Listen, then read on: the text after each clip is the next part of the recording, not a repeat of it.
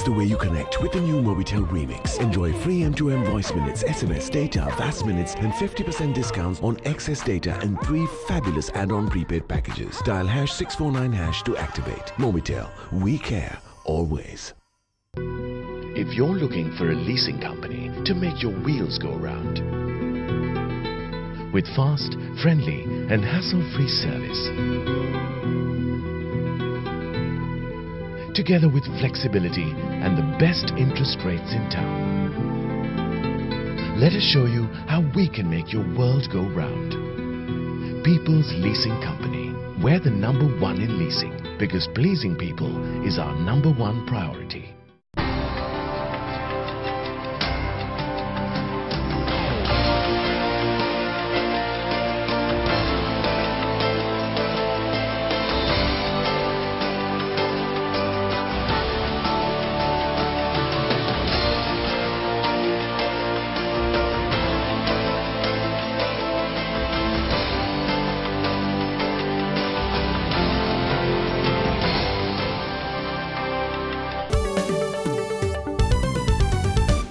Welcome back to Benchmark. I'm Anushan Selvaraja and with me now is market analyst and LMD columnist Hasitha Premaratne with the latest on the Bourse. Now, Hasitha, how is the stock market faring these days given the renewed interest from offshore investors? Why are local investors still playing wait and see?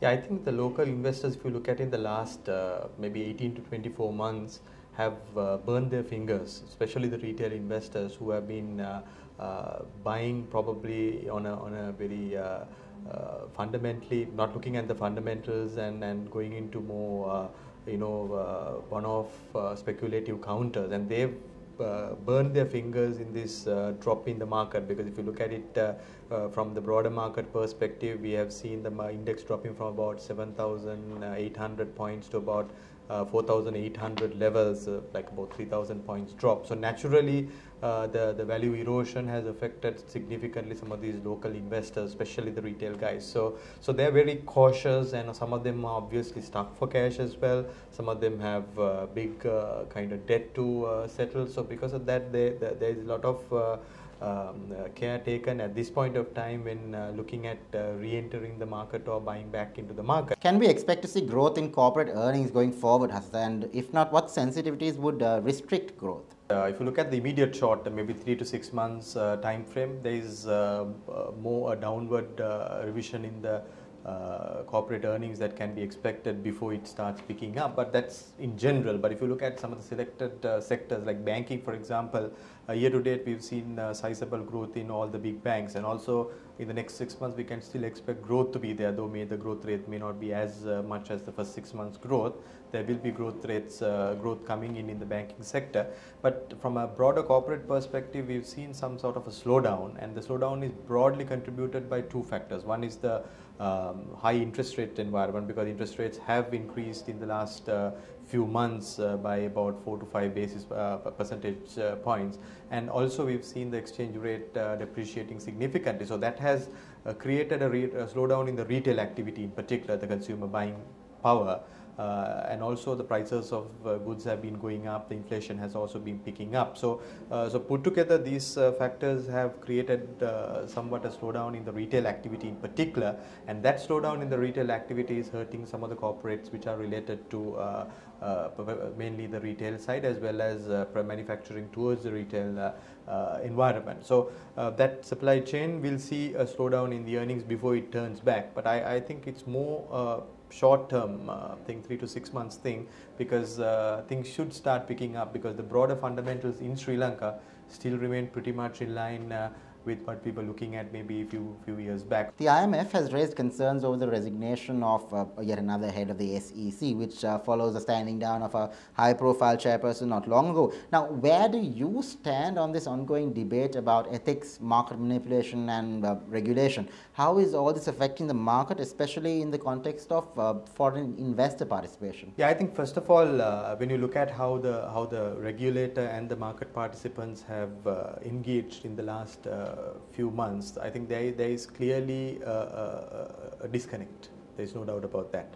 it's not good from a market perspective. I think regulator, particularly the chairperson of the regulator and other senior officials resigning on a regular basis is not a good thing, and sometimes you wonder whether these influential investors could do so much to that extent for the regulator to take this kind of decisions and make these kind of statements. Now, if the authorities, particularly the government and the authorities, don't take or if they try to take any one-sided kind of approach, then it will look bad on the market, as well as it will not solve the problem. Instead, it will create more and more problems, and maybe you will have another chairman resigning in another few months. So what is important is that whoever who comes in next need to be looked at with a proper backing, and then some forum, some engagement has to happen with these all the market participants, and of course there should not be any room for the wrongdoers. So if there are wrongdoers, if there are people who have been manipulating, playing in the market, or maybe taking undue advantage out of the other broader retail investors, then I think those people should be brought to justice, and maybe they should be punished. But in the meantime, the regulator's role has to be also to be connected with the market participants, so that both parties understand what exactly is required towards building up a healthy capital market environment. That was market analyst and LMD columnist Hasitha Premaratne with the latest on the Bourse. After a short commercial break, we will be back with the latest LMD Tns Lanka poll.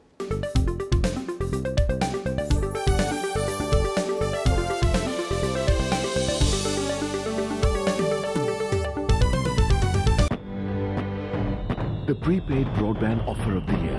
Now with every new connection, get free data up to 8 GB and 6 months validity for just 2012 rupees. Mobitel, we care always. If you're looking for a leasing company to make your wheels go round, with fast, friendly and hassle-free service,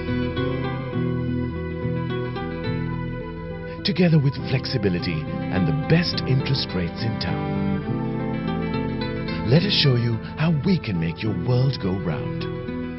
People's Leasing Company. We're the #1 in leasing, because pleasing people is our #1 priority. The prepaid broadband offer of the year. Now with every new connection, get free data up to 8 GB and 6 months validity for just 2012 rupees. Mobitel, we care always.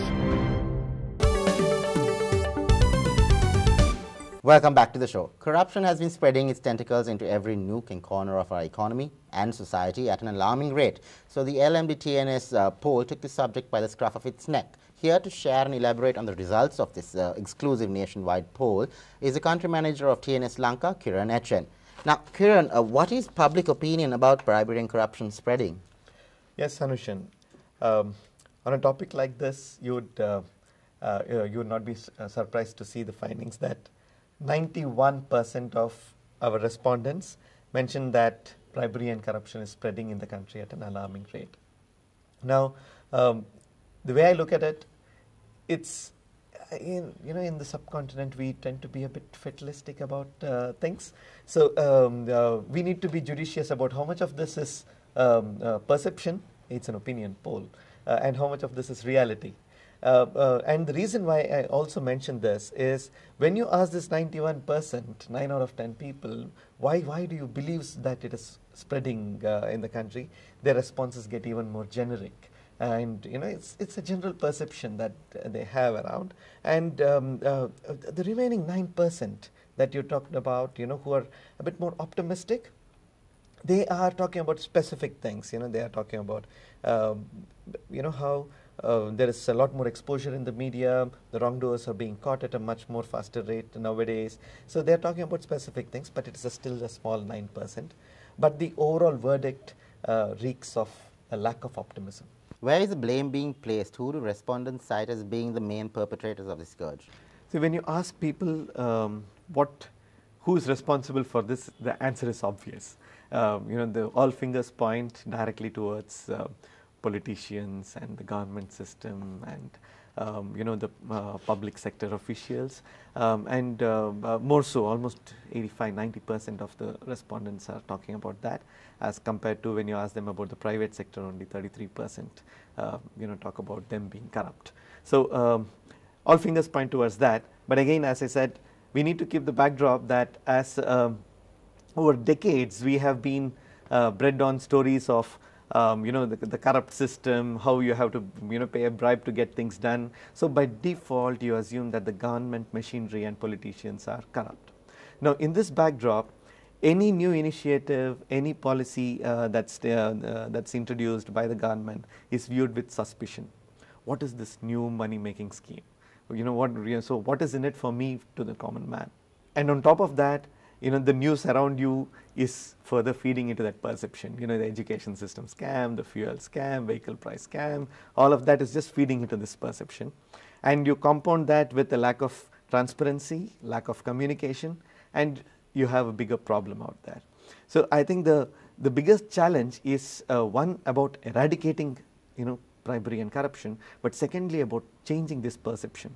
So if you're working hard and honestly, please communicate to the common man and tell them that you're working hard and honestly. Increase transparency, increase the extent to which you communicate to them about the logic behind your policies, but please change this perception. What about fighting the twin evils? Do respondents seem willing to support the battle to root out this menace, and who do they say should be leading the way? They are very clearly talking about how they should stand up against the corrupt officials, and they should not give in to corruption, and they should stand up together. I would like to quote a few of the salient points that came up in the survey, but the overall theme is about not one person leading the way or not one of the stakeholders leading the way, all of us working together. For example, 79% of the respondents are talking about stricter laws to enforce an honest system, an open and transparent system.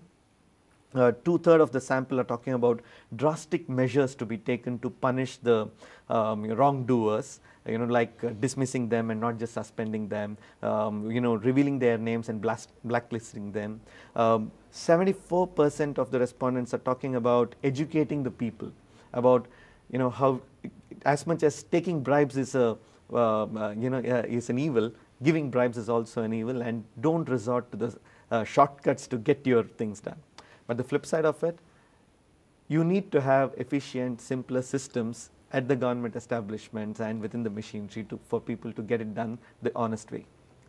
57% of the respondents are talking about increasing the transparency at the governments and the individuals involved at all the government establishments and the public sector. 48%, very interestingly, are talking about giving more powers to the bribery commission, and allowing them more powers and latitude to enforce the laws. So all in all, it's all about all the stakeholders working together, the government, the enforcement agents, the common man, all of them working together to get rid of this evil.